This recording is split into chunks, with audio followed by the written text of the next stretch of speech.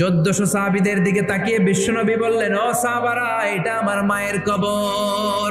বিশ্বনবী 1400 সাহাবীরে বললেন, জিয়ারত করার সময় কেউ কিন্তু কান্নাকাটি করতে পারবা না। 1400 সাহাবীকে কান্নাকাটি করতে নিষেধ করে বিশ্বনবী যখন নিজের মায়ের কবরের সামনে দাঁড়ালেন, বিশ্বনবী ছোট্ট বাচ্চার মতো হাউমাউ করে কান্না শুরু করে দিলেন। বিশ্বনবীর কান্না দেখে 1400 সাহাবাও কান্না শুরু করে দিল। বিশ্বনবী 1400 সাহাবীদের দিকে তাকিয়ে ধমক দিয়ে বলে, তোমরা কাঁদো কেন? সাহাবারা বলে, নবী, আপনাকে আমরা অনেক ভালোবাসি। আপনার চোখ দিয়ে দার দার করে পানি নামতে দেখলে আমরা আমাদের দুটি চোখ আর শুকনা রাখতে পারি না।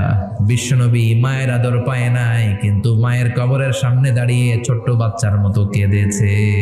মা বাবা আপনার সবচেয়ে বড় পীর, মা বাবা আপনার সবচেয়ে বড় দামি জিনিস।